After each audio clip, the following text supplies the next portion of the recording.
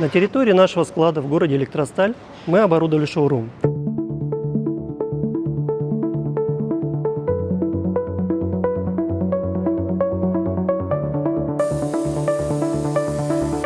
Здесь можно увидеть в работе оборудование Bipower.